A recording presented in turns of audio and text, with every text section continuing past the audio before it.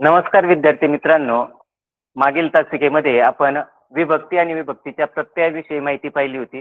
आजच्या या घटकामध्ये आपण विभ शब्दाचं सामान्य रूप या घटकाबद्दल माहिती पाहणार आहोत. त्यामध्ये आपण सर्वप्रथमतः सामान्य रूप म्हणजे काय ही संकल्पना समजावून घेऊया. शब्दयोगी अव्यय किंवा विभक्तीचे प्रत्यय हे जेव्हा मूळ शब्दाला जोडून येतात तेव्हा शब्दाचं मूळ रूप हे अनेकदा विकार पावतं. अनेकदा म्हणजे बऱ्याच वेळा, म्हणजे काही वेळा ते विकार पावणार नाही, अनेकदा विकार पावतं आणि मूळ शब्दाची ही जी बदललेली स्थिती असते त्या स्थितीला व्याकरणामध्ये सामान्य रूप म्हणतात. पण आपण संकल्पना समजावून घेऊया. काय सांगितलंय? सामान्य रूप म्हणजे शब्दयोगी अव्यय किंवा विभक्तीचे प्रत्यय जे आपण मागील तासिकेमध्ये पाहिले.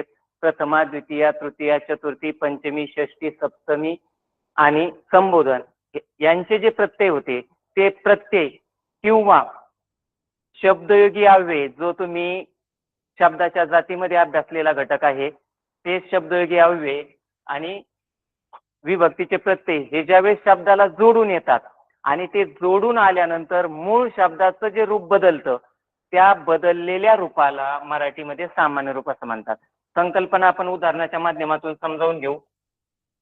पहा, या ठिकाणी तुमच्या समोर काही उदाहरणं आहेत. त्यामध्ये पहिलं उदाहरण आहे दगड.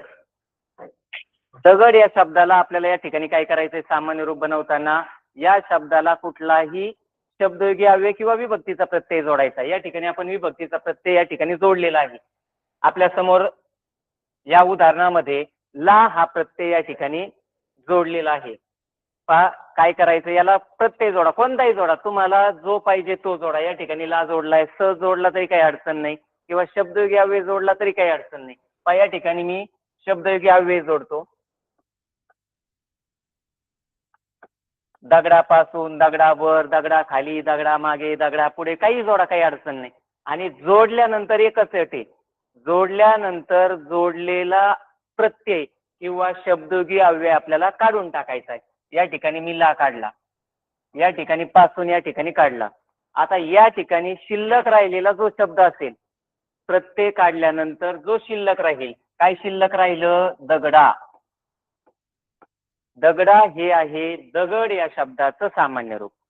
काय केलंय आपण? आपण जो मूळ शब्द आहे त्या मूळ शब्दाला शब्दयोगी अव्यय किंवा विभक्तीचा प्रत्यय जोडलाय आणि जोडल्यानंतर फक्त तो प्रत्यय काढून टाकायचा. जे शिल्लक राहील ते असतं त्या शब्दाचं सामान्य रूप. पहा, या ठिकाणी पुढील उदाहरण आहे आपल्या समोर देव. देव या शब्दाला विभक्तीचा कुठलाही प्रत्यय जोडा. देवाला, देवाने, देवास, देवासाठी, देवापासून, देवाशिवाय, आपण काहीही जोडलं आणि जोडल्यानंतर जो प्रत्यय आपण आहे तो काढला की जे शिल्लक राहील ते असतं त्या शब्दाचं सामान्य रूप. म्हणजे देव या शब्दाचं सामान्य रूप होतं देवा. यानंतर पुढील उदाहरण आपल्या समोर आहे शाळा. शाळा या शब्दाला या ठिकाणी आपण सप्तमी विभक्तीचा या ठिकाणी प्रत्यय जोडलेला आहे त. याला कुठलाही जोडला तरी अडचण येत नाही. या ठिकाणी आपण त जोडलाय, जोडलेला जो त आहे, जोडलेला प्रत्यय आपल्याला या ठिकाणी काढून टाकायचा आहे आणि तो काढल्यानंतर काय शिल्लक राहिलं? शाळे. हे झालं शाळा या शब्दाचं सामान्य रूप. आणि एक लक्षात ठेवा, कोणताही प्रत्यय जोडला ना तरी सामान्य रूपात बदल होणार नाही. जो स या प्रत्ययाने तयार झालेलं जे सामान्य रूप आहे ते शब्दयोगी अव्ययाने देखील हेच होईल. कुठलाही प्रत्यय जोडला तरी सामान्य रूप त्याच पद्धतीने तयार होतं, त्यामध्ये बदल होत नाही. या ठिकाणी आपल्या समोर पुढील उदाहरण आहे काच. काच या शब्दाला या ठिकाणी आपण षष्टी विभक्तीचा प्रत्यय जोडला. या ठिकाणी चा, चा हा प्रत्यय जोडला. आपण इथं शब्दयोगी अव्यय जोडून पाहू. वर या ठिकाणी काय होईल? मग शब्द काय तयार होईल? काचेवर. आणि जोडलेले जे प्रत्यय आहेत ते आपल्याला काढून टाकायचे. या ठिकाणी विभक्ती प्रत्यय जोडल्यानंतर देखील याचं सामान्य रूप काय झालं? काचे. शब्दयोगी अव्यय जोडल्यानंतर देखील याचं सामान्य रूप काय झालं? काचे. म्हणजे काच या शब्दाचं सामान्य रूप आहे काचे. त्यानंतर थोडंसं वेगळं उदाहरण आहे आपल्या समोर ससा. ससा या शब्दाला आपल्याला प्रत्यय जोडायचा आहे, विभक्ती किंवा शब्दयोगी अव्ययाचा. या ठिकाणी आपण ला जोडलाय, सा जोडला तरी चालेल, स स जोडला तरी चालेल, तृतीयाचा ने जोडला तरी चालेल. या ठिकाणी आपण तृतीयाचा न जरी जोडला तरी काय होईल? सशाने, सशाला, सशास. आणि जोडलेला जो प्रत्यय आहे तो आपण या ठिकाणी काढून टाकायचा. या ठिकाणी काय शिल्लक राहतं? सशा. याला य जोडलेलं नाहीये. ससा या शब्दाचं सामान्य रूप आहे सशा. या ठिकाणी आपण सामान्य रूपाची काही उदाहरणं पाहिलेत. आता परीक्षेला या ठिकाणी नियमानुसार विचारलं जातं. नियमानुसार विचारताना एक लक्षात ठेवायचं, नियमानुसार जर गेले तर खूप किचकट आहे. पण आपण जनरली व्यवहारात बोलताना किंवा लिहिताना ज्या पद्धतीने लिहितो त्या पद्धतीने जर तुम्ही गेलात तर खूप सोपं आहे. हे पाठ करायच्या जर भानगडीत पडलात तर अडचण येईल. त्यामुळे उदाहरणाकडून नियमाकडे जा, नियमाकडून उदाहरणाकडे येऊ नका. यातल्या काही गोष्टी आपल्याला अगोदर समजावून घ्यायच्यात.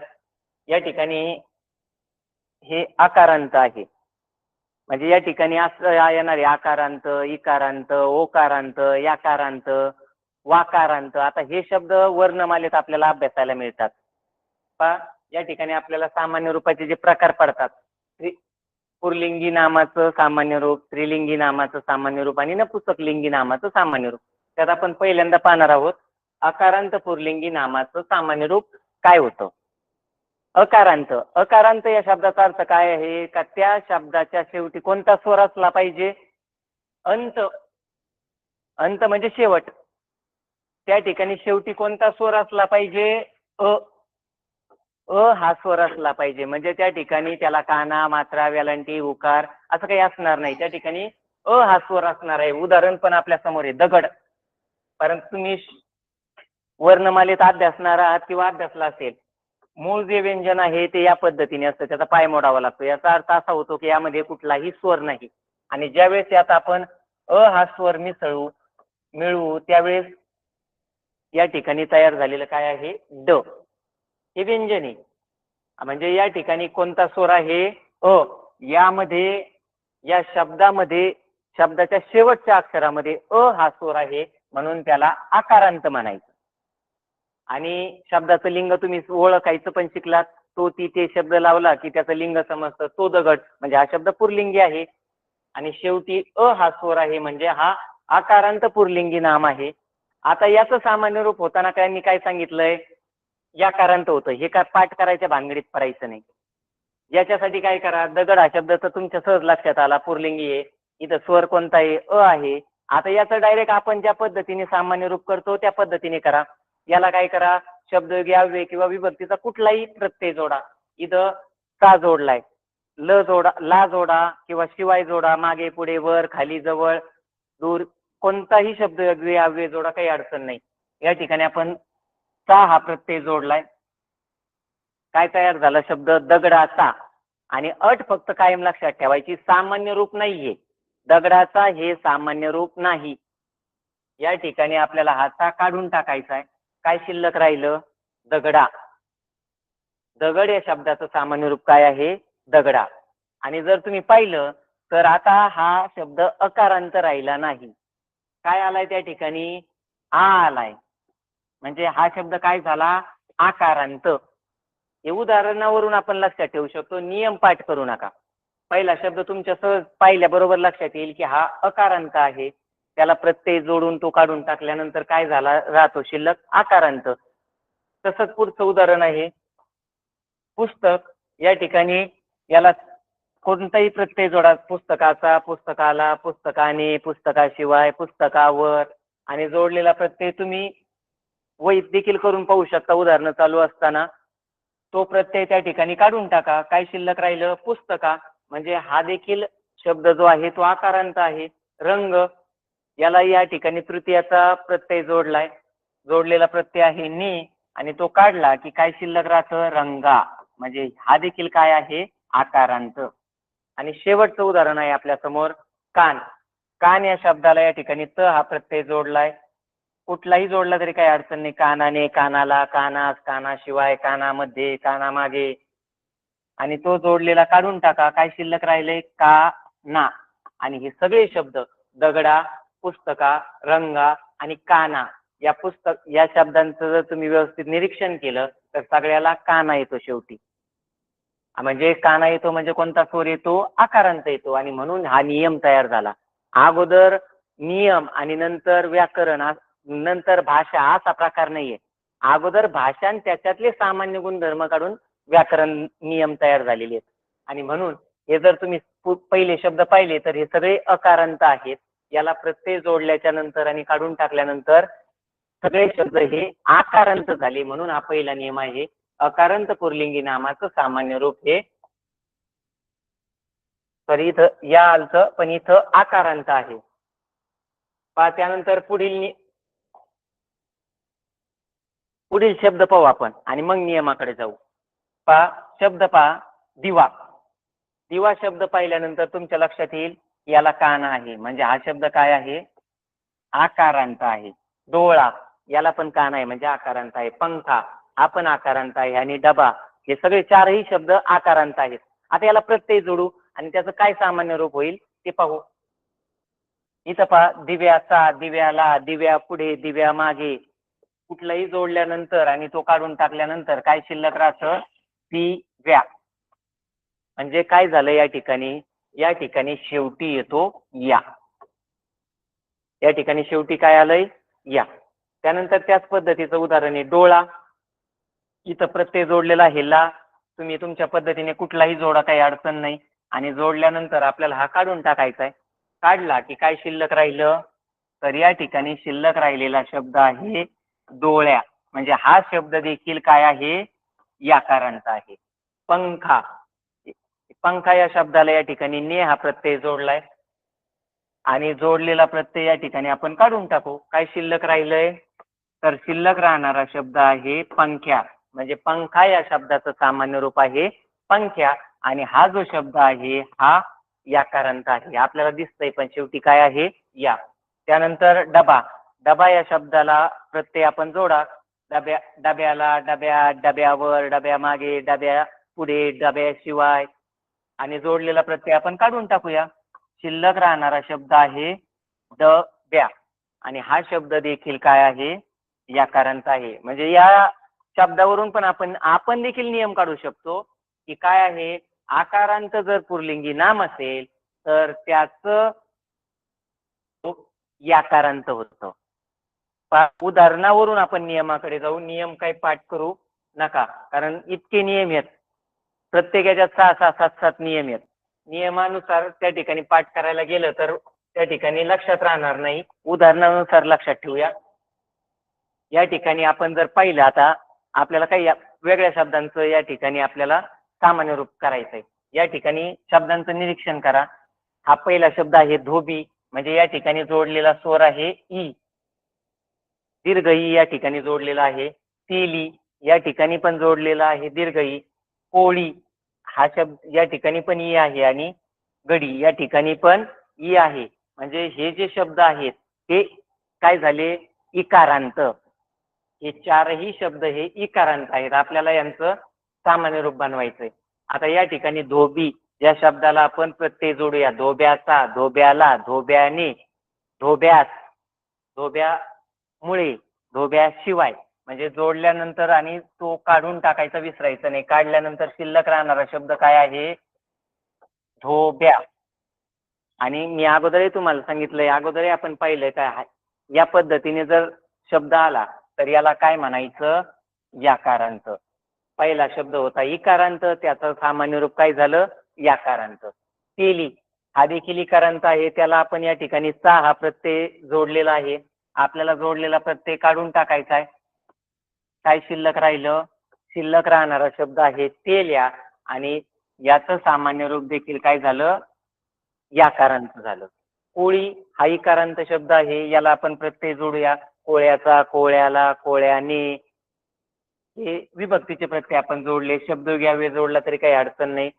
तो आपल्याला काय करायचंय? काढून टाकायचा आहे. शिल्लक काय राहिलं? शिल्लक राहिलेला शब्द आहे कोळ्या. म्हणजे हा शब्द देखील याकारांत आहे. त्यानंतर पुढील शब्द आहे गडी. या ठिकाणी त्याला चा प्रत्यय जोडलाय. या ठिकाणी त्याला चा हा प्रत्यय जोडलाय. तयार झालेला शब्द आहे गड्याचा. आपल्याला हा चा हा प्रत्यय आपल्याला काढून टाकायचा आहे. शिल्लक राहणारा शब्द काय आहे? गड्या. म्हणजे हा शब्द देखील याकारांत आहे. म्हणजे या उदाहरणावरून जर तुम्ही पाहिलं तर हे चारही शब्द हे इकारांत होते आणि यांचं सामान्य रूप काय झालं, तर यांचं सामान्य रूप हे याकारांत झालं, जे आपण पण तयार करून पाहिलं. म्हणजे या ठिकाणी आपण उदाहरणावरून नियम सहज लक्षात ठेवू शकतो. आता आपल्याला काही शब्द असे आहेत का ज्यांचं सामान्य रूप होतच नाही, त्याला प्रत्यय जोडून जरी पाहिले तुम्ही तरी ते होणार नाही. तर ते शब्द या पद्धतीचे आहेत. यांनी काय सांगितलं, इकारांत आणि उकारांत. इकारांत म्हणजे या ठिकाणी दुसरी वेलांटी येणार आहे. उकारांत म्हणजे शेवटी काय आहे, हा दीर्घ ऊ आहे. म्हणजे याचा पहिला उकार नाही तर काय होईल, दुसरा उकार असणार आहे त्या शब्दाच्या शेवटी. आणि हे शब्द देखील तुम्ही पहा, यांचं जे सामान्य रूप आहे ते त्याच पद्धतीने राहतं, होत नाही. तो मूळ शब्दाच्या रूपात बदल होत नाही. आपण व्याख्येत पण पाहिलं होतं का शब्दाला विभक्तीचे प्रत्यय किंवा शब्दयोगी अव्यय जोडले असता शब्दाच्या मूळ रूपात अनेकदा बदल होतो, अनेकदा होतो, प्रत्येक वेळी नाही. त्यांनी अनेकदा सांगितले, प्रत्येक वेळी तो होत नाही. आणि या ठिकाणी तुमच्या पण लक्षात येईल, तुम्ही जोडून पाहू शकता. कवी या शब्दाला कुठलाही जोडा, तुम्ही कुठलाही शब्दयोगी अव्यय जोडा किंवा विभक्तीचा प्रत्यय जोडा. पहा, कवी, कविता, कवीला, कवीने, कवीसाठी, कवीमुळे, कवी शिवाय, म्हणजे तुम्ही कुठलाही शब्द जोडला आणि तो जर शब्द त्या ठिकाणी तुम्ही जर काढून टाकला तर त्या ठिकाणी शिल्लक राहणारा शब्द काय आहे, कवी. म्हणजे पहिला शब्द होता इकारांत, त्याचं सामान्य रूप काय राहिलं, इकारांतच राहिलं. आणि पहा, ही संकल्पना आणखी तुमची झालेली नसेल. शब्दाचे जे प्रकार पडतात, इथं हा एक प्रकार आहे. तत्सम शब्द, तद्भव शब्द, देशी शब्द, विदेशी शब्द, हे बरेचसे प्रकार आहेत. मग त्यात परदेशी कोणते, देशी कोणते, ह्या बऱ्याचशा गोष्टी आहेत. पण इथं एक गोष्ट लक्षात ठेवा, या ठिकाणचा शब्द मी समजावून सांगतो. तत्सम शब्द, तुम्हा सगळ्यांना माहित आहे की मराठी भाषेची जननी ही संस्कृत भाषा आहे. आणि काही शब्द हे संस्कृत मधील आपण मराठीमध्ये जसेच्या तसे वापरतो. जे शब्द आपण जसेच्या तसे मराठीमध्ये वापरतो त्यांना तत्सम म्हणतात. आणि ज्या शब्दामध्ये थोडाफार बदल होऊन ते शब्द तयार झालेत त्यांना तद्भव शब्द म्हणतात. कर्ण हा संस्कृत शब्द आहे, त्याच्यापासून आपण कान तयार केला, कान हा शब्द मराठीत आला, म्हणजे त्यात बदल करून आला, तो तद्भव म्हणायचं. आणि संस्कृत मधले जसेच्या तसे आपण जे शब्द वापरतो मराठीत त्यांना संस्कृतचे जसेच्या तसे वापरणाऱ्या शब्दांना आपण तत्सम शब्द असं म्हणतो. आणि ही खूप मोठी विस्तृत अशी संकल्पना आहे जी तुमच्या पुढील अभ्यासक्रमामध्ये सखोल स्वरूपात येणार आहे. या ठिकाणी हे चारही शब्द जे आहेत ते तत्सम शब्द आहेत, संस्कृत मधले शब्द आहेत. आपण बदल न करता मराठीत या ठिकाणी हे शब्द वापरतोय. आणि या तत्सम शब्दाचं जे इकारांत तत्सम शब्दाचं सामान्य रूप पण त्या ठिकाणी इकारांतच राहिलं. या ठिकाणी शब्द आहे रवी. रवी या शब्दाला आपल्याला प्रत्यय जोडायचे आहेत. तुम्ही जोडले पण असतील आणि जोडलेला प्रत्यय तुम्ही आता काढून टाका. या ठिकाणी मी जोडला होता ला, हा जोडलेला प्रत्यय मी काढून टाकला. या ठिकाणी शिल्लक राहिलेला शब्द आहे रवी. म्हणजे इकारांत शब्द होता, तो इकारांतच राहिला, त्याच्या मूळ रूपात बदल झाला नाही. आता आपल्याला उकारांत शब्द पाहिजेत. या ठिकाणी शब्द आहे गुरु. हा उकारांत, या ठिकाणी दुसरा उकार आहे. या र ला पहिला उकार आणि दुसरा उकार कसा देतात आणि त्यातला फरक तुम्हाला माहित असेल. हा र आहे आणि हा पण र आहे. आपल्याला या ठिकाणी पहिला उकार आणि दुसरा उकार जोडायचा आहे. त्यात फरक काय, पहिला उकार जोडताना फक्त असं असतं, लक्षात ठेवा. आणि दुसरा उकार जोडताना तो पूर्ण दिसतो. या स्वरूपाचा दिसला तर याला कोणता उकारांत म्हणायचं, ह्रस्व उकारांत. हा ह्रस्व उकारांत आहे. आणि या पद्धतीचा जर दिसला तर हा दीर्घ आहे. हा दीर्घ उकारांत म्हणजे हा आहे, हा या पद्धतीचा आहे. पहा, या ठिकाणी आपल्याला उकारांत शब्द आहे गुरु आणि याला जोडलेला आपल्याला तुम्ही प्रत्यय जोडले असतील. आता जोडलेले प्रत्यय आपण सगळेजण मिळून काढून टाकू.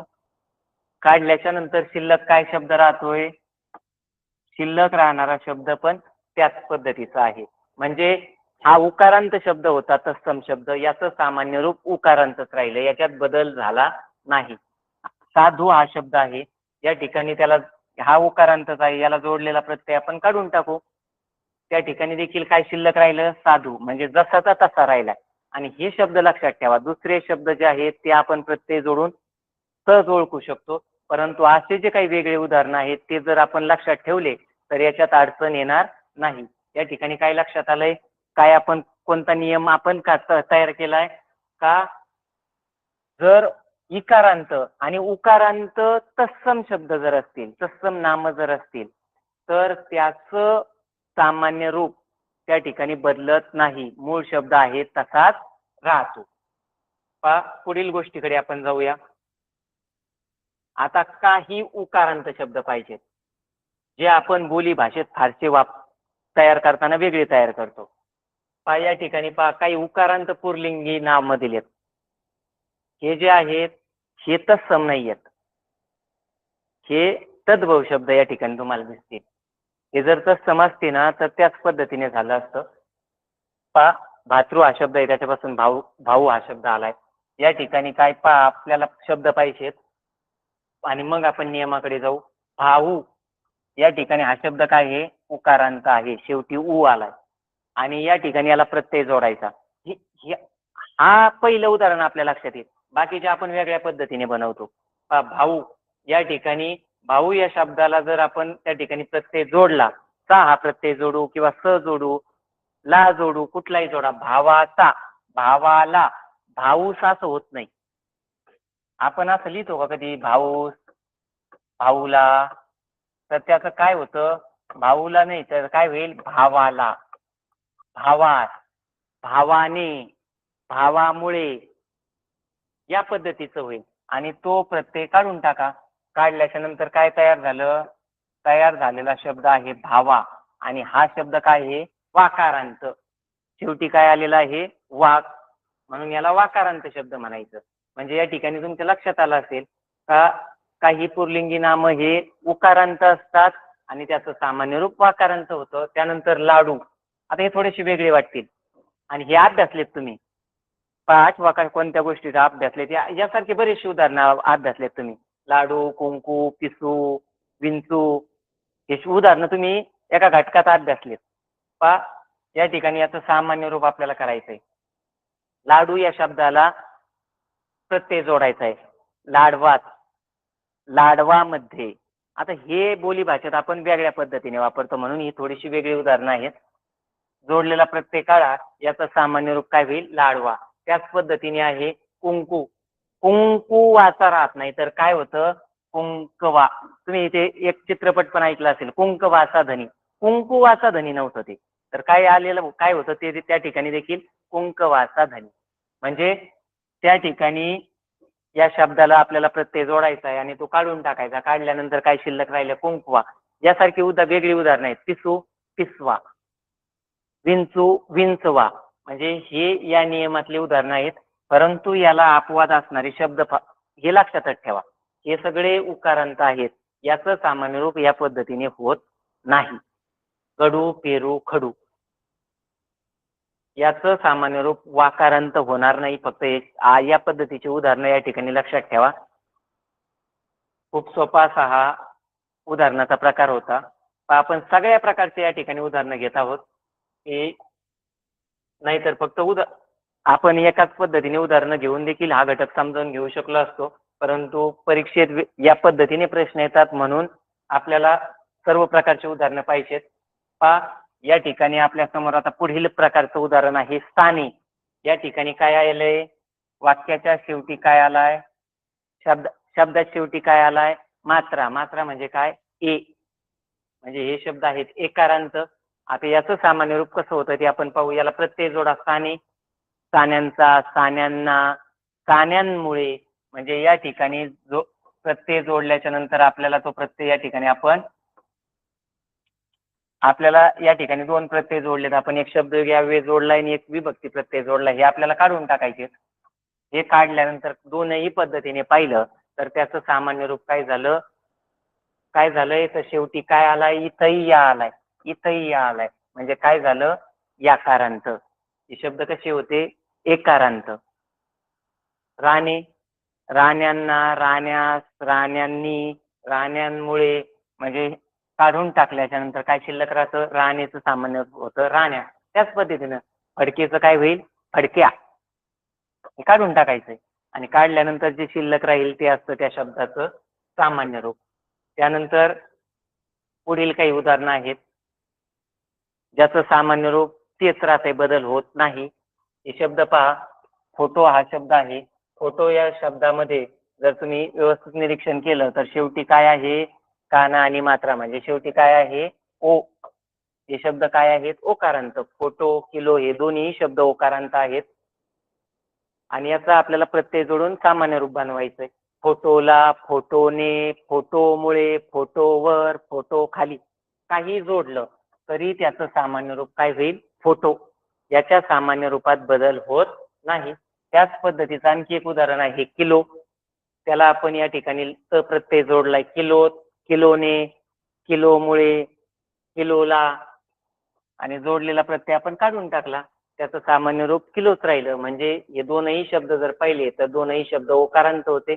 ओकारांत पुल्लिंगी नामाचं सामान्य रूप काय झालं, ओकारांतच राहिलं. त्याच्या सामान्य रूपात देखील बदल झाला नाही. आता आपल्याला पाहिजे स्त्रीलिंगी शब्द, स्त्रीलिंगी नाम. स्त्रीलिंगी नामाचं सामान्य रूप कशा पद्धतीने होतं पहा. आता ह्या नियमानुसार जर गेले तर ह्या पुल्लिंगी याच्यात नियम जरा सोपे होते. इथं जर नियम पाहिले तर नियमच एवढा मोठा आहे. काय सांगितलंय, आकारांत पुल्लिंगी नामाचं सामान्य रूप एक वचनात एकारांत होतं आणि अनेक वचनात आकारांत होतं. तिथं तसं काही नव्हतं. एक वचनातही तेच होतं, अनेक वचनातही तेच होतं. इथं तिथं इथं सांगितलंय एकारांत असेल आणि त्याचं एक वचन केलं तर एकारांत होईल, अनेक वचनात आकारांत होईल. तर काही अकारांत स्त्रीलिंगी नामाचं सामान्य रूप हे इकारांत होईल. आता हा नियम पाहिला तर खूप किचकट आहे, परंतु याच्यात एकच गोष्ट लक्षात ठेवायची, नियम उदाहरणावरून पाहिजे. नियमानुसार उदाहरणं आपल्याला पाहिजे नाहीत. आता ही जी पद्धत होती ही आपण उदाहरणाच्या माध्यमातून समजून घेऊ. काय सांगितलंय, आकारांतचं एक वचनात एकारांत, अनेक वचनात आकारांत आणि काहींचं इकारांत होतंय. आपण पाहू होतंय का त्या पद्धतीने. आपल्या समोर शब्द आहे वाट. ती वाट म्हणजे स्त्रीलिंगी शब्द आहे. वाट या शब्दाला आपल्याला प्रत्यय जोडायचे. आता आपण दोन पद्धतीने जोडलेत, एक वचनी पाहिजे आणि आपल्याला अनेक वचनी पण पाहिजे. वाट या शब्दाला आपण प्रत्यय जोडलाय ला. इथं आपण काही जोडा, वाटेला, वाटेचा, वाटेवर, वाटेमुळे, वाटेशिवाय. जोडलेला प्रत्यय काढून टाका. काढल्याच्या नंतर काय शिल्लक राहिलं, वाटे. हा शब्द एक वचनी होता, म्हणजे एक वचनात आपल्याला बनवायचंय. आणि या ठिकाणी तुमच्या आतापर्यंतच्या चर्चेवरून लक्षात आला असेल की हा शब्द जो आहे तो काय आहे, एकारांत. म्हणजे स्त्रीलिंगी नामाचं या ठिकाणी एक वचनात एकारांत सामान्य रूप झाला. आपण त्याचं अनेक वचन करू. या ठिकाणी आपण ना प्रत्यय जोडलाय. इथं पहा, वाटांना, वाटांमुळे, वाटांचा, वाटां, म्हणजे आपण जोडलेला जो प्रत्यय आहे तो काढून टाका. प्रत्यय काढल्यानंतर काय शिल्लक राहिलं, वाटा. अनेक वचनात आपण पाहिले वाटा आणि या ठिकाणी हा शब्द तुम्ही पाहिल्यानंतरही लक्षात येईल हा काय आहे, आकारांत आहे. आपण उदाहरण करून पाहिजे, नियम लगेच लक्षात येईल. उदाहरण पाहिलं का लगेच लक्षात आलं ना. हा अकारांत शब्द होता, याचं एक वचनात काय झालं, एकारांत झालं, अनेक वचनात आकारांत झालं. उदाहरण घेऊन जर केलं तर खूप सोपं, नियमानुसार गेले तर मग किचकट. या ठिकाणी बाग हा शब्द आहे, ती बाग. हा देखील अकारांत आहे. याचा आपण एक वचनात पाहू. याला प्रत्यय जोडला ला.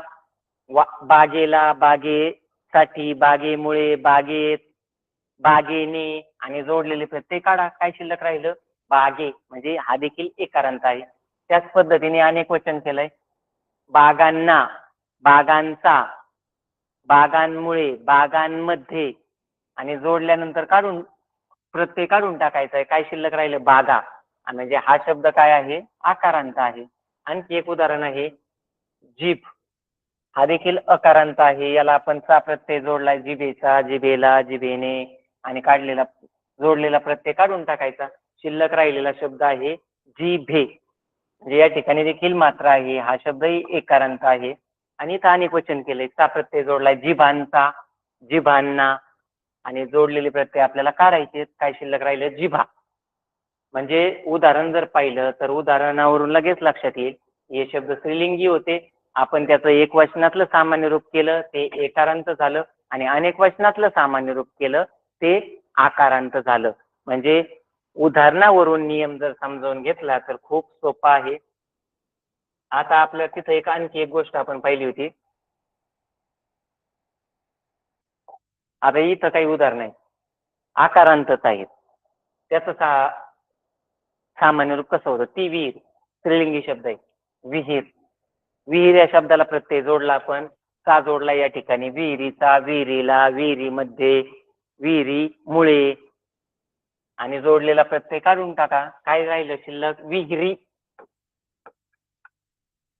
विहिरी या ठिकाणी शिल्लक राहील. इथं लक्षात नसेल येत तर हा शब्द पहा विहिरी. आणि तिथं आपण नियम पाहिला होता.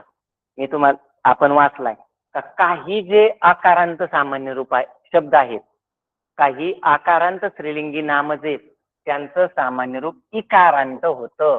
हे पाठ करायची काही गरज आहे? काहीच गरज नाही. इथं लगेच लक्षात येतंय शेवटी ई आलाय म्हणजे काही आकारांत असतील तर त्यांचं इकारांत होतंय. वेल या ठिकाणी प्रत्यय जोडला आपण ला. काढून टाकूया. वेलचं वेल, वेलीला, वेलीस, वेलीमध्ये आणि काढून टाका. शेवटी काय राहतंय? त्या ठिकाणी राहिलेला शब्द आहे वेली आणि हा शब्द काय आहे? इकारांत आहे. तसा शब्द आहे कट्यार. कट्यार या शब्दाला इथं ने प्रत्यय जोडलेला आहे. ने प्रत्यय आपण काढून टाकूया. काय शिल्लक राहिलेला शब्द आहे कट्यारी. म्हणजे हा शब्द जर तुम्ही पाहिला तरी हा शब्द देखील इकारांत आहे. पहिला नियम तुमच्या लक्षात आला असेल. काही अकारांत स्त्रीलिंगी जे नाम आहेत त्याचं सामान्य रूप एक वचनात एकारांत होतं, अनेक वचनात आकारांत होतं आणि काही स्त्रीलिंगी नामांचं सामान्य रूप हे इकारांत होतं. यासाठी नियम पाठ करण्याची गरज नाही.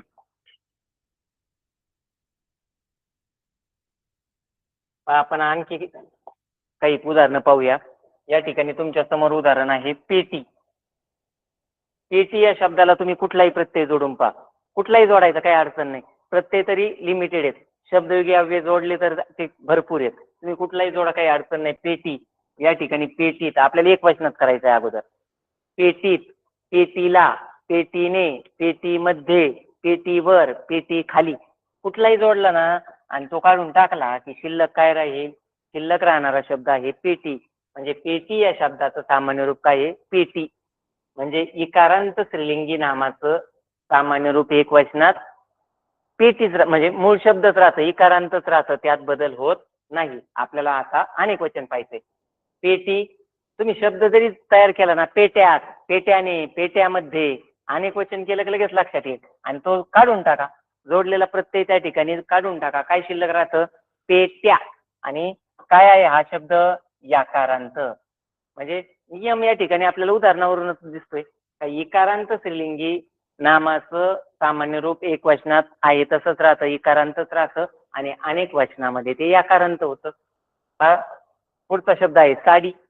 त्याचं एक वचनात आपण सामान्य रूप बनवूया. साडीला, साडीचा, साडीने आणि जोडलेले शब्द काढून टाका. म्हणजे आहे तसाच शब्द राहिला, इकारांतच राहिलं. अनेक वचन करूया. या ठिकाणी अनेक वचन केलंय. साड्यांना, साड्यांचा, साड्यांमुळे आणि जोडलेले प्रत्यय आपल्याला काढून टाकायचे. काय शिल्लक राहिलं? साड्या. म्हणजे ते काय झालेत? याकारांत झालेत. अनेक वचनात ते याकारांत होतात आणि एक वचनात आहे तसेच राहतात. या ठिकाणी पुढचा शब्द आहे स्त्री. त्याला आपण प्रत्यय जोडूया ने किंवा सा, ला. या ठिकाणी ने जोडलाय स्त्रीने, स्त्रीचा, स्त्रीला आणि जोडलेला शब्द प्रत्यय आपल्याला काढायचा आहे. त्या ठिकाणी आहे तसाच शब्द राहिला. पुढील शब्द जो आहे त्यामध्ये बदल झालेला तुम्हाला दिसेल. स्त्रीचं सामान्य रूप या ठिकाणी काय झालंय? अनेक वचनात स्त्रिया. म्हणजे उदाहरणावरून आपल्या नियम लक्षात येईल. इकारांत स्त्रीलिंगी नामाचं सामान्य रूप एक वचनात इकारांतच राहतं आणि अनेक वचनात याकारांत होतं. हा खूप सोपा अशी गोष्ट आहे ही. यानंतर पुढील शब्द आपण पाहूया. भाषा. ती भाषा. म्हणजे हा शब्द आहे आकारांत. आता याला आपल्याला प्रत्यय जोडायचा आहे. कुठलाही जोडा. एकवचन आपण करूया. भाषेचा, भाषेला, भाषेने, भाषेमुळे आणि जोडलेले प्रत्यय आपण काढले की शब्द काय झाला? भाषा या शब्दाचं सामान्य रूप काय झालं? एकवचनात भाषे आणि हा शब्द आहे एकारांत. त्यानंतर अनेक वचन करूया आपण. भाषांचा, भाषांनी, भाषांमुळे आणि जोडलेला प्रत्यय आपल्याला काढला की त्या ठिकाणी सामान्य रूप होतं भाषा. आणि हा शब्द जर पाहिला तर हा शब्द हा आकारांत आहे. म्हणजे आकारांत स्त्रीलिंगी नामाचं सामान्य रूप एक वचनामध्ये एकारांत झालं आणि अनेक वचनामध्ये आकारांत झालं. या ठिकाणी सगळे आकारांतच झाले, म्हणजे आकारांतच राहतात. रेषा, इथं एक वचनात पहा, रेषा या शब्दाचं सामान्य रूप एक वचनात रेषे झालं आणि एक वचनात रेषात राहिलं, म्हणजे आकारांत राहिलं. ती शाळा, या ठिकाणी जोडलेला प्रत्यय आपण काढून टाकूया. त काढला, काय शिल्लक राहिलंय? शाळी. आणि अनेक वचनात या ठिकाणी आपण प्रत्यय जोडूया. शाळांमध्ये आणि जोडलेला प्रत्यय या ठिकाणी काढून टाका. काय शिल्लक राहतंय? शाळा. म्हणजे आहे तसंच त्या ठिकाणी शिल्लक राहतंय. याच्यावरून आपणही नियम त्या ठिकाणी समजून घेऊ शकतो की आकारांत जर स्त्रीलिंगी नाम असेल तर त्याचं सामान्य रूप एक वचनामध्ये एकारांत झालं आणि अनेक वचनामध्ये आकारांत झालं. यानंतर नपुसक लिंगी नामाचं आपल्याला सामान्य रूप पाहिजे आणि त्यानंतर आपण याच्यावरचे उदाहरणं पाहणार आहोत. नपुसक लिंगी नामाचं सामान्य रूप या ठिकाणी नियमाऐवजी आपण उदाहरणाकडून जाऊया नियमाकडे. नभ, नभ या शब्दाला प्रत्यय जोडा. तुम्ही आता जोडले पण असतील. नभात, नभाचा, नभामध्ये, नभामुळे, नभाशिवाय आणि जोडलेले प्रत्यय आपल्याला काढून टाकायचे. या ठिकाणी राहिलेला शब्द पण तुमच्या लक्षात आला असेल, आकारांत आहे. नभ, नभा. घाट याला प्रत्यय जोडलेला आहे या ठिकाणी चा, आपण तो काढून टाकू. त्या ठिकाणी झाड या शब्दाचं सामान्य रूप झालं झाडा आणि हे कोणतं आहे? आकारांत आहे. गवत, गवत या शब्दाला या ठिकाणी जोडलेला प्रत्यय आहे ला. तुम्हाला पाहिजे तो जोडा, काही अडचण नाही, कारण आतापर्यंतच्या उदाहरणावरून तुमच्या ते लक्षात पण आलं असेल. आता गवतचं सामान्य रूप काय झालं? गवता. म्हणजे या ठिकाणी हा शब्द काय आहे? आकारांत आहे. म्हणजे इथं आपण या उदाहरणावरून पण लक्षात ठेवू शकतो की जर अकारांत नपुसक लिंगी नाम असेल तर त्याचं सामान्य रूप हे आकारांत होतं. खूप सोपी अशी गोष्ट आहे ही. त्यानंतर याच्यावरचे वेगळ्या पद्धतीचे पुढची उदाहरणं आहेत. हे शब्द जर पाहिले तुम्ही तर पहिला शब्द आपल्या समोर आहे पाणी, त्यानंतर लेणी आणि मोती. हे तीनही शब्द पाहिल्यानंतर तुमच्या लक्षात आलं असेल हे शब्द काय आहेत? इकारांत आहेत. आणि पाणी या शब्दाला पासून आपण सुरुवात करूया. आता याचं सामान्य रूप करून पाहू. पाणी या शब्दाला प्रत्यय जोडायचे, कुठलाही जोडा. पाण्याचा, पाणीला नाही होत, पाणीचा नाही होणार. पाण्याचा, पाण्याला, पाण्यामध्ये, पाण्यामुळे, पाण्याशिवाय कुणीही जगू शकत नाही. बरोबर आहे की नाही? म्हणजे या ठिकाणी जोडलेला प्रत्यय याच पद्धतीने होईल. आणि जोडल्यानंतर आपल्याला जर तो काढून टाकला तर त्याचं सामान्य रूप काय झालं? पाणीचं पाण्या. त्याच पद्धतीने लोणीचं काय होईल? लोण्या. मोतीचं काय होईल? मोत्या. आणि हे तीनही शब्द जर तुम्ही व्यवस्थित पाहिले तर हे तीनही शब्द जे आहेत ते याकारांत आहेत. म्हणजे या ठिकाणी आपण हे नियम न वाचता पण आपण लक्षात ठेवू शकतो. इकारांत नपुसक लिंगी नामाचं सामान्य रूप हे याकारांत होतं. इकारांचं काय होतंय? याकारांत. त्यानंतर याच्यावरचा आणखी एक नियम आहे, तो आपण उदाहरणाच्या माध्यमातून समजावून घेण्याचा प्रयत्न करूया. या ठिकाणी शब्द आपल्या समोर आहे गाणे. गाणे या हा जो शब्द आहे याला आपण प्रत्यय जोडायचा आहे. कुठलाही जोडला तरी चालतोय. गाणे या ठिकाणी गाणेचा नाही शब्द कधीच होणार, गाणेला पण होणार नाही, गाणेमुळे पण होणार नाही. गाण्यामुळे होईल, गाण्याचा होईल, गाण्याला होईल आणि जोडलेला प्रत्यय आपल्याला काढून टाकायचा आहे. या ठिकाणी काढल्यानंतर गाणे या शब्दाचं सामान्य रूप काय झालं? गाण्या. म्हणजे हा होता एकारांत, याचा झाला याकारांत. उदाहरणाच्या माध्यमातून देखील आपल्या ते सहज लक्षात येईल. आता आपल्याला या घटकावर विचारले जाणारे आपल्याला प्रश्न पाहिजेत की या घटकावर कोणत्या स्वरूपाचे प्रश्न हे विचारले जाऊ शकतात. याच्यावरचा एक प्रश्न, सगळ्यात पहिला प्रश्न प्रकार आहे अधोरेखित शब्दाचं सामान्य रूप कोणतं. आता या ठिकाणी आपल्यासमोर मी काल पर्याय दिले नव्हते, परंतु यातला फरक लक्षात येण्यासाठी आज मी या ठिकाणी आपल्यासमोर पर्याय आणलेत आणि हा परीक्षेला आलेला देखील प्रश्न आहे. समुद्राचे पाणी खारट असते, आपल्याला अधोरेखित शब्द करून दिलाय समुद्रा. आता पहा या ठिकाणी पर्याय काय आहे, समुद्र, समुद्रा, या ठिकाणी चे आणि समुद्राचे. आपल्याला याचं सामान्य रूप ओळखायचंय. इथं जर प्रश्न असता समुद्र या शब्दाला कोणता प्रत्यय जोडला तर आपण उत्तर कोणतं काढलं असतं, जोडलेला प्रत्यय विचारला असता विभक्तीचा तर आपलं उत्तर असतं चे. बरोबर. आणि बरेच मुलं काय करते, या ठिकाणी याचं सामान्य रूप म्हणजे हा शब्द काढते, हा शब्द ठरवते. असं कधीच होणार नाही. मी पहिल्या उदाहरणापासून प्रत्येक वेळी ते वाक्य रिपीट करतोय.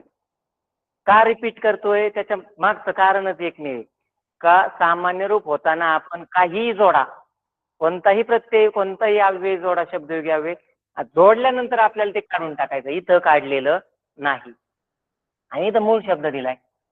इथं काय केलंय, मूळ शब्द दिलाय, म्हणजे हे तीनही उत्तर आपले नाहीत.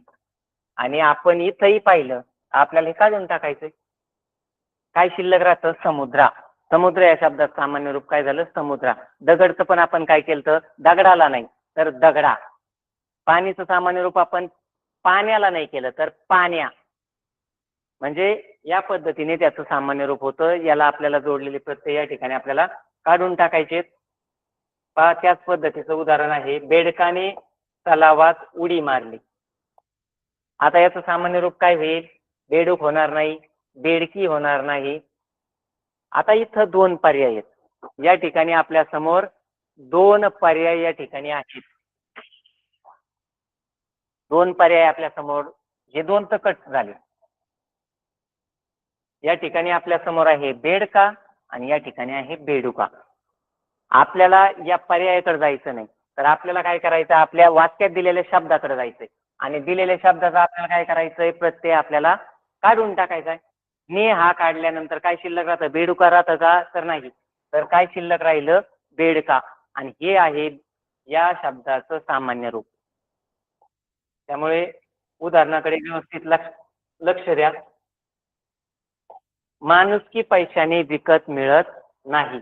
या ठिकाणी अधोरेखित केलेला शब्द आहे पैशाने. याचा मूळ शब्द आहे पैसा.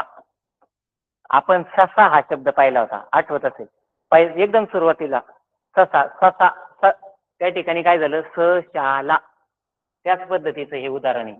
पैसा, पैसा या शब्दाचं आपल्याला आता सामान्य रूप पाहिजे. तर या पर्यायाकडे जाण्याऐवजी आपण काय करूया, फक्त आणि फक्त याचा प्रत्यय काढून टाकू आणि जो पर्याय दिसेल ते त्याचं उत्तर असणार आहे. हे तीनही उत्तर नाही तर याचं उत्तर काय असणार आहे, पैसा. खूप सोपी उदाहरणं याच्यावर विचारली जात आहेत. याच्यावर दुसरा एक प्रश्न प्रकार असतो, दिलेल्या शब्दाच्या सामान्य रूपाचा योग्य पर्याय ओळखा.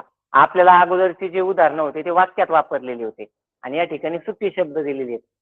आता या शब्दाला तिथं आपल्याला ओळखायला खूप सोपं होतं. का सोपं होतं, प्रत्यय त्यांनी जोडून दिलेला होता. आपल्याला जोडलेला प्रत्यय फक्त झाकून टाकायचा किंवा काढून टाकायचा, जे शिल्लक राहील ते त्याचं सामान्य रूप होतं. आता या ठिकाणी आपल्याला काय करायचंय, या ठिकाणी आपल्याला प्रत्यय जोडायचा आहे आणि तो काढून टाकायचा आहे. झाड या शब्दाला प्रत्यय जोडूया. आपल्याला झाड या शब्दात सामान्य रूप करायला दिले यांनी. झाड या शब्दाला आपल्याला प्रत्यय जोडायचा. आता आपण भरपूर प्रत्यय जोडून पाहूया. झाडला आपण मी या ठिकाणी प्रत्यय जोडतोय. सुरुवातीला विभक्ती प्रत्यय जोडूया. झाडाला, झाडाने, झाडास. आणि आता शब्द घ्यावे जोडूया. झाडाचा, झाडावर, झाडाखाली, झाडामुळे, झाडाशिवाय. म्हणजे या ठिकाणी कसाही जोडला तरी शब्द या पद्धतीने तयार होतो आणि जोडलेला प्रत्यय आपल्याला काढून टाकायचा आहे. शिल्लक काय राहिलं, झाडा. आणि हे आहे या शब्दाचं सामान्य रूप. झाडचं काय होईल, झाडा. दगडचं दगडा. पाणीचं पाण्या. वहीचं काय होईल, वह्या. या पद्धतीचे त्या ठिकाणी सामान्य रूप तयार होतात. त्यानंतर पुढचा एक एक उदाहरण आपल्या समोर आहे. आता या शब्दाचं आपल्याला सामान्य रूप बनवायचंय. कवी या शब्दाला तुम्ही आता प्रत्यय जोडा. मी तुम्हाला प्रत्यय जोडण्यासाठी थोडासा वेळ देतो. त्या ठिकाणी कुठलाही प्रत्यय या ठिकाणी तुम्ही जोडा. प्रत्यय जोडा, तो काढून टाका. काढल्यानंतर काय शिल्लक राहिलंय? काय शिल्लक राहतंय? पहा इथं उदाहरणं आहेत आपल्या समोर. पर्याय पण आपण पाहू शकता. आपल्याला काही लिंग बदलायचं नाहीये. म्हणजे हा पर्याय या ठिकाणी येणार नाही. आता 3 पर्यायाचा आपल्याला विचार करायचा आहे. कवी, इथं गॅलंटी बदलली. कव्या आणि कवी. तुमच्या लक्षात पण आलं असेल का हे शब्द आपण घेतले होते. का घेतले होते? कारण याच्यावर तयार करताना जरा अडचणी येतात. हे तुम्हाला तिथंही सांगितलं होतं. कवी हा शब्द जो आहे, कवी, रवी, गुरु, साधू आठवतंय? हे शब्द आहेत तत्सम शब्द. तत्सम पुल्लिंगी नाम. आणि तत्सम पुल्लिंगी नामाचं सामान्य रूप, त्या ठिकाणी सामान्य रूपात बदल होत नाही. आणि पहा या ठिकाणी कवी, याला आपण आता प्रत्यय जोडूनच पाहूया. प्रत्यय जोडला मी या ठिकाणी ला. कवीला, कवीने, कवीमुळे, कवी शिवाय. आणि जोडलेला प्रत्यय आपल्याला काढून टाकायचा. काय शिल्लक राहिलं? पहिला शब्द राहणार नाही. आपल्याला फक्त फसवण्यासाठी तो सुरुवातीला दिलेला असतो बऱ्याचशा वेळा. आणि बऱ्याचशा वेळा पहा मागचा काही परीक्षांचा अनुभव आहे का मुलं शक्यतो पहिलं उत्तर असलं का बरोबर असलं तर नाही म्हणतात. का? कारण प्रत्येक वेळी फसवण्यासाठी नसतं. ही बी गोष्ट लक्षात ठेवा. काही वेळेस ते फसवण्यासाठी सुरुवातीला ते देतात, परंतु प्रत्येक वेळीच असेलच असं नाही. पहा या ठिकाणी आपण जोडलेले प्रत्यय काढले तर त्याचं सामान्य रूप काय राहिलं? तर त्याचं सामान्य रूप कवी असंच राहिलं. कारण हा, पहा पुढचं एक उदाहरण आपल्या समोर आहे. हे उदाहरण समजून घ्या. तुम्हाला मी काही उकारांत शब्द दिले होते. विंचू, पिसू, लाडू, भाऊ. आणि तिथंही समजून सांगितलं होतं का यांचं जे सामान्य रूप आहे, कुंकू शब्द ध्यानात ठेवायचा फक्त. कारण तो शब्द आपण सर्रास वापरतो, ऐकलेला आहे. हे शब्द आपण ऐकलेले नसतात फारसे. कुंकू शब्द जर तुम्ही हा लक्षात ठेवला तर हा शब्द काय आहे? उकारांत आहे. हाही उकारांत आहे. आणि ते शब्द आपल्या लक्षात असतात. कुंकुवाचा धनी म्हणजे हे, तर आपण ते ऐकलं म्हणून ते आपल्या लक्षात राहतं. त्याचं काय झालं सामान्य रूप? कुंकुवाचा नाही झालं तर कुंकवाचा. आणि त्यात सामान्य रूप काय झालं? कुंकवा. तसंच होईल. इथं विंचुवा होणार नाही तर काय होईल? विंचवा. हा शब्द जर तुम्ही लक्षात ठेवला ना कुंकू, तर या पद्धतीचे उदाहरणं तुमच्या सहज लक्षात राहतील. पहा या ठिकाणी आपण या घटकावर कोणत्या पद्धतीचे प्रश्न हे विचारले जातात ते आपण पहिले. या ठिकाणी जर तुम्हाला काही या घटकावर शंका असतील तर तुम्ही या ठिकाणी विचारण्यासाठी तुम्हाला वेळ आहे, तुम्ही विचारू शकता. या सामान्य रूपात जर काही अडचण असेल तर ती या ठिकाणी तुम्ही विचारा. तुमचे माईक सुरू केले. सर मला समजलं. सर छान शिकवलं. समजलं मला. एक एक एक जण बोला छान म्हणजे काही शिकवलं. शंका असेल. सर समजलं. सर समजलं मला. तुम्हाला शंका आहे? सर समजलं. सर समजलं. हा, एक तुमच्या आताच्या ज्या प्रतिक्रिया आहेत त्याच्यावरून एक लक्षात येतंय की जवळपास सर्वच मुलांना हा घटक जो आहे विभक्ती आणि शब्दाचं सामान्य रूप हा घटक समजलेला आहे. या ठिकाणी आपण थांबूया आणि पुढील तासिकेत